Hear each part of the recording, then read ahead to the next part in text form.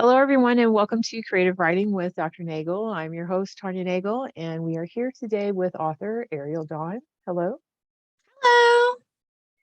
So, Ariel, you are in the Rituals in Runes set. Tell us a little bit about how you got started as a writer. Really, I kind of got started when the pandemic hit, like a lot of people may have gotten started. I had submitted a short story, and I thought this was like all I was ever going to do. It was in a charity anthology type thing. And then I published my first book. And I published my first book in an anthology, actually, in 2020. And it's just been a wild ride ever since. Nice. All right. And yeah, that's kind of wild because a lot of people that had been writing stopped writing during the pandemic, and a lot of people who wanted to write started writing during the pandemic. So that's been an Yep. interesting dynamic to uncover and see. Um, so what do you write? Like what is your spectrum? I mostly write paranormal romance, urban fantasy, and reverse harem. But I also am kind of dabbling in some other stuff too because I just have a wild imagination that doesn't want to stay in one lane. So I'm actually releasing a contemporary romance this October, so which is kind of complete opposite end of what I normally write. But it's been so much fun, and I have some sci-fi romance stuff coming in the near future. So I'm kind of dabbling in everything. All right. I do that too. I think it keeps me fresh, and I don't get tired of writing one thing. So I get to keep writing all the things that I love because I just put them on rotation. I actually have a separate pen name too, where I write young adult as well. So I'm kind of all over the board. Got it. Yeah. And your YA, is that also paranormal? It is paranormal and fantasy YA. So do you want to share those other pen names or Ooh, you cut out there for a oh, second. sorry, do you want to share your other pen names so that everybody can look you up on all the all the genres? Oh, no, now her screen is stuck. Okay, there you are. I was like, it froze. Oh It's doing that right now. I don't know why. Did you hear like what did you want no. to I share did. your other, do you want to share your other My pen other names? my other pen name, yes. That is AD Luna.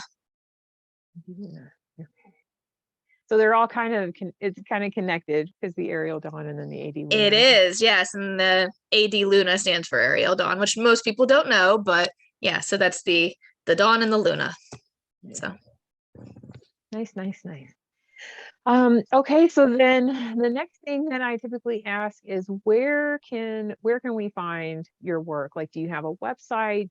Are you wide? Are you just Kindle? Like, I'm a little bit of a hybrid author because I like to be crazy. So I have some books that are wide, and then I have others that are just available in Kindle Unlimited. You can find me pretty much everywhere.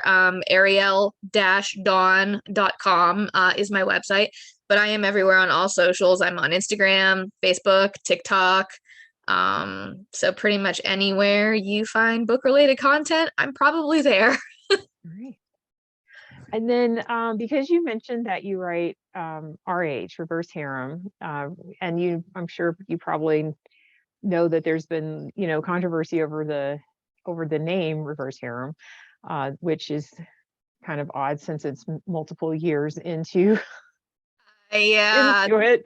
book talk And gets mad about some weird things sometimes. right. And so it's like it, for me, I've always envisioned it as like reverse harem is like one central character that all the other characters um are in love with, so they may get along with each other or whatnot, but like their heart is with that central character there. Mhm. And then poly, which is something that I've written before, is where multiple people have relationships within this larger scope of a relationship. What is how do you define it? I'm probably more on the poly end, where the reverse harems that I have written, they definitely are more polycentric, where they all tend to have interpersonal relationships with one another. I feel like, in a sense, that's more realistic, even though it's still fiction. You know what I mean? But I'm a big person with character and development and just people's interpersonal relationships. So that's kind of like more where I am on the end of it. Okay. And so you're part of the reason they're mad. Like Probably. which is kind of wild because like way back in the day before this had a you know like a trope name kind of thing attached Hmm. to it, Kate Douglas has been, you know, was writing it with wolf packs, you know, For a long time, 13, yeah. 14 years ago, and no one had, you know, but it was just paranormal romance. It wasn't anything. It was just paranormal Yeah, it was romance, it and so there it were was just multiple, you know, multiple partners. Like she would be the center of the pack, and but occasionally the pack would interact with each other. And there wasn't all these labels. And I think that by labeling it, we've made it easier for some people to find the stories, right? right. Because I just sort of stumbled across her many years ago. Um, but having the labels helps people find things, but then when they don't like the labels anymore, they want you to change them, and it's Sometimes like, I have sometimes this I'll whole say backlist now. sometimes, and even when I'm promoting it, I'll say, instead of just saying like it's a reverse harem romance, that reverse harem romance, I'll say it's a why choose romance. Yeah. I'll use that a lot. So Right. yeah. Okay. Yeah, and the only reason I bring that up is we're, you know, a lot of new authors will likely, you know, if they're not watching the TikTok yet, they're probably still listening to you know, the audio podcast, which, you know, this will also air on. So um they always have like these, you know, those questions of like, what's going on? And you know, like, where, how does this work? What do these terms mean? Um, and Right. it's evolving, which is something that I think new authors definitely need to know about, is that it's evolving. And book talk evolves very fast too. It Yeah. really does. Like, yeah. So I always tell people like, call it what you want to call it, and then it'll sort itself out on the other Yeah. side. Um, okay, so that's good. Good to know. What else? What else? So tell us, how did you end up in the anthology, The Rituals and Runes, and what has this been like for you? Because it's been super stressful for me. Actually, because I'm one of those people that just kind of like I do well under pressure, right? Mhm. This is my third list aim this year. Mhm. So I'm like in like this weird cycle because and most of my list aims have been centered around Night Nights Press.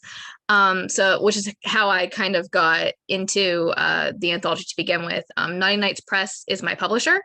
So I have been with Gina since my very first book. My very first book was in a Naughty Nights Press anthology. So, and from just kind of the scope of author central or author life, I should say, and being in all these different anthologies run by various people, I've found that the Naughty Nights Press anthologies are a lot easier. They're very well structured. And so I'm kind of used to that workload a little bit. So it was just a no-brainer for me to kind of be like, when she was putting together her Charm Magic anthologies, I was like, yep, I'm in. I don't know what I'm writing, but I'm in. Right. Yeah. That was kind of how it was kind of how I felt. I think my stress level comes from the fact that I well, you know, like I have like other jobs in addition to, but also like I don't want to let anyone down, you know? And it's like Mm-hmm. I keep thinking like, what else can I do? What else can I do? Because we're closing in on, you know, October We 4th, are. which is our release. And it's just like at some point you have to just say, I've done what I can do. Hmm. I'm doing what I can do, and it's in the hands of readers It is from that point on. the very first list aim I was in Call of Magic last year, and it did not hit. Everybody was like shocked and amazed that it didn't hit because it was doing so well, right?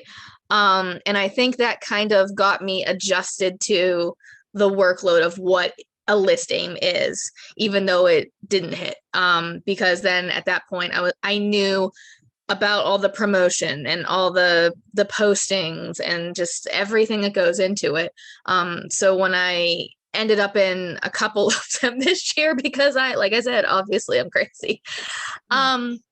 It was almost like I learned so much from being around so many authors, different ways of doing things or different tasks, and it really, I think it's one of the things I love about anthologies in general, but list aims, it takes it to a whole other level.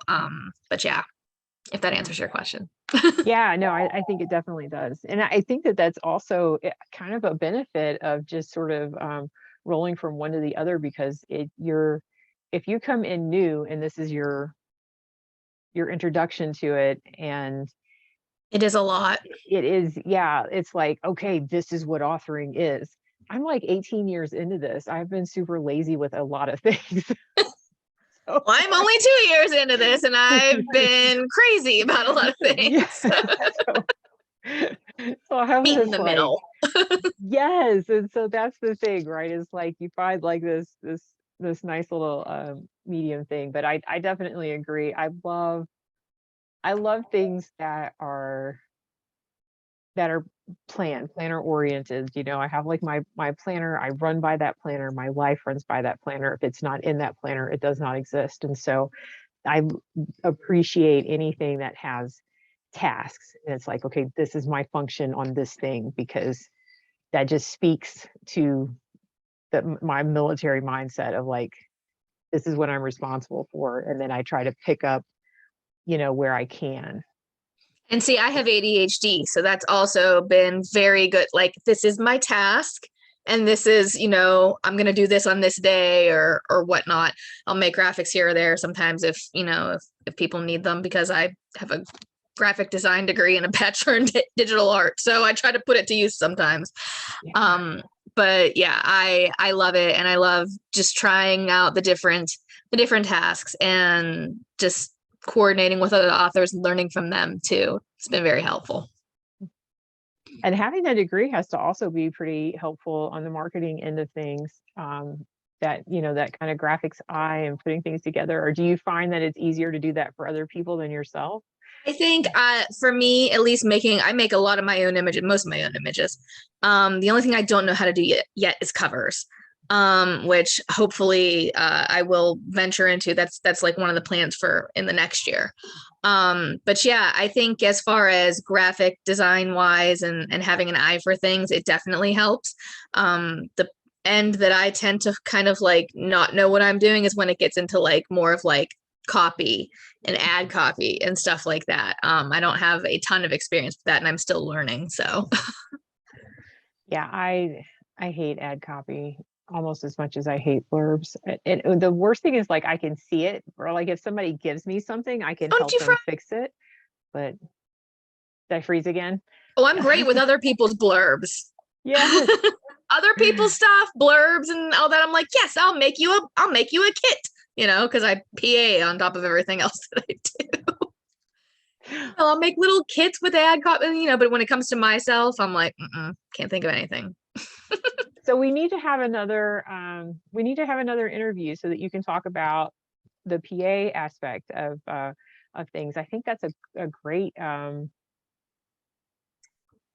bit of information that a lot of people have questions about, and like the different experiences, and what that is, what your expectations should be Mm-hmm. on those sorts of things, and how it varies from person to person, and what you Definitely. author to author, and what you need. So Definitely. yay, we have even more things to talk about. So I'm going to ask you the big question, the last question, which is, if you could go back and talk to you when you were first starting out, what is the advice that you would give? That's a good one. I would say if I could go back to when I was just starting out, the advice I would give would probably be to kind of have faith, because I was very, very worried when I first started. Like when I wrote my first short story, no idea if people were going to like it, if I'm any good at it, if it was going to be received at all. I had no idea what a takeover was. I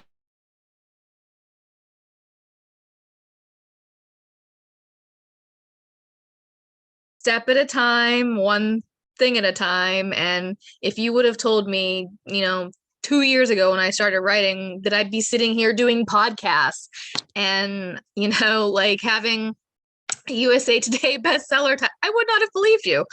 And so I would definitely say just have faith. It's scary sometimes because you're afraid of failure, but at the same time, if you miss 100% of the shots, you don't take, right? Right. So it's like, just have faith. It'll all work out. Yeah. And and I always say that too. Like when it comes to these experiences for the listings, especially, it's people feel like the time, the money, the whole like investment process. And I'm like, you would spend as much, if not more, on a continuing education class. Hmm. And as authors, we're responsible for continuing our education and honing our Hmm. craft. And these are excellent learning experiences with like the Definitely. bonus of a title if you get there. Definitely. I've learned so much just from being in the anthologies and the listings that I've been in, just in general, in ways of things that I wouldn't even think, like graphics or, posting, marketing stuff. Like I've learned so many things. So I have not learned TikTok yet. Like I'm doing stuff over there, but I don't know what it's I'm doing. still trying to crack TikTok, although knock on wood, the algorithm's been my friend lately, and I've been doing okay. So I am actually running a giveaway for TikTok to hit 1,000 followers, because I'm very close and I am so excited. So I'm giving away a whole bunch of goodies when I hit 1,000 followers. So you need to run over there really quick if you're anywhere around September 20th watching this, and get in on that, and follow her on TikTok. So, Yes. okay, so do you have any it sounds like I'm going to come murder you, but I'm not. If do you have any final thoughts or words for the listeners out there? I don't think so. No. For once, I'm speechless. Okay, so then go pick up the Rituals and Runes listing box set. It will be 99 cents until it releases, and then the price goes up. So you don't want to miss your opportunity to get that at the bargain price, and help some authors to potentially get their letters. And yeah, thank you for stopping by. And that's it for this episode of Creative Writing with Dr. Nagel. We'll see you next time.